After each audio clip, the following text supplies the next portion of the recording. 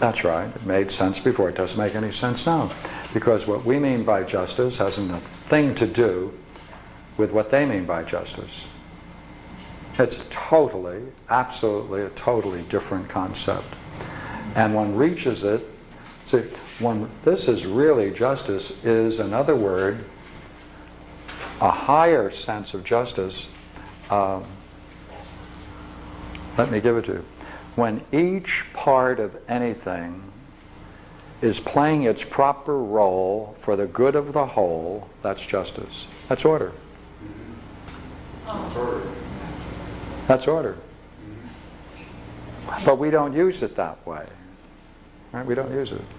The parts are harmoniously interrelated. Yes, and you can reach it through a discipline. You can reach it through a discipline. It's something you have to study, master. We don't have that notion in English. No. And legislation is just what the people up in Sacramento and Washington do. That hasn't anything similar to gymnastics, to say the least, right? I mean, matter of fact, we might say it's the opposite. You want to downsize and reduce down the lowest common denominator. Now, you see, legislation for him is not what we mean by legislation, but it's the highest vision you can have for a society to bring about its ideal form. That's legislation. So therefore, when we use these words in translations, very few people can follow it. Because this word presupposes you know the Republic, and you've cracked the Republic. And that means with this view of justice, you can see how legislation fits once you have that. But unless you grasp the idea of justice in Plato's Republic, this is totally unintelligible. But it does have one aspect that I would like to focus on. He keeps going back to this one idea. And I would like to bring it back to you. Yeah, they're using justice in a different way than we use it today. Very good.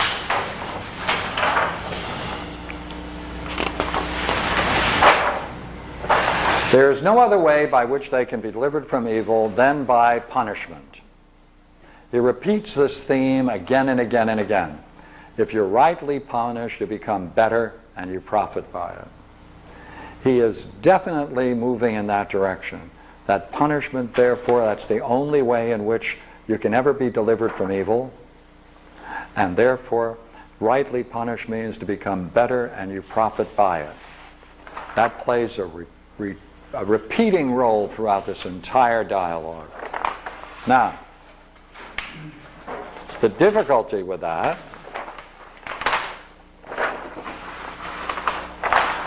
is from the same dialogue, these two quotes. What does he mean by punishment? It must benefit us. It must bring us to a better condition. And for him, the removal of evil is making you better, but it doesn't make you good. No. And that's the problem. And that's the problem with this dialogue. This is the problem with this dialogue. That what I put in place, philosophy, dialectic, and this therapy of the soul, that's not in Plato. That's what I introduced, which we introduced together. We can see that. Because if psychology ever becomes an art, that's what it ideally should do. It's struggling to do that. It's whether it ever achieves it or not is up to history and creative genius of many men. But Plato doesn't move in this direction. This direction is Homeric, not Platonic. And that's the difference between the Platonic and the Homeric vision of man. Homer wants to take, and does take, how you can take a person who is in a very, very, very clear way someone who should be charged Achilles. Achilles is in the height of the Iliad. He puts his armor on his friend Proclus. He's going to make him believe, he's going to enter him into battle, so he appears like Achilles. Then everyone is going to think it's Achilles in the battle, and he has a great image and he has a great role, and therefore he tells Proclus, only go so far, don't go too far beyond the tree out there, don't go too far. He said, by that, he said, once I enter the battle, then I'll get my girlfriend back who's being held in ransom, Thersites. And he said, then I'll get all the gifts because I went into battle. We'll board the ship and we'll be out in the morning.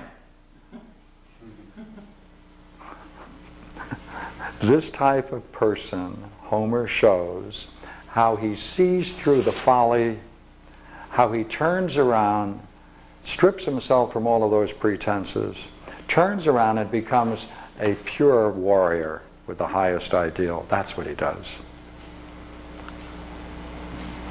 That means he went through some personal change, had to face himself on many levels, which he had to do, including dealing with Hector's father and things of that nature that go through the play. I keep calling it a dialogue.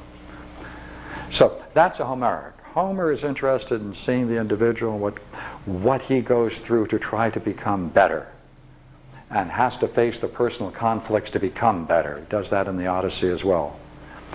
Plato doesn't do that. Plato doesn't do that. Plato is into a kind of yoga, a philosophical yoga. It doesn't go to the roots of why you believe what you do and how to face what you believe and overcome those beliefs which are the cause of all your irrational behavior. He doesn't go on that level. That's Homeric. This is Platonic. That's the essential difference between the two. So you prefer Homer? Oh, I'm a lover of Homer. I'm more Homeric than I am Platonic, though there's obviously there are great parts of Plato that I'm deeply attracted to and fond of and love. But for a vision of man, the way I see man, I view man Homerically, not Platonically. Put it in another way. In Plato, you see, he has four divisions. He has pure, beautiful reasoning, understanding, belief, and image thinking. These are the ways in which the soul operates. It can go in its development, so the soul goes up this, what is called the divided line. He spends nearly all of his time dealing with these two.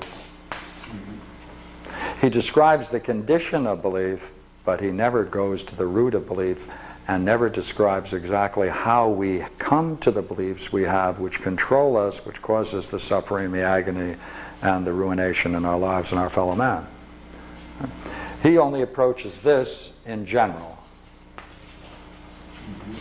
Homer goes to it in particular. And there's always a solution.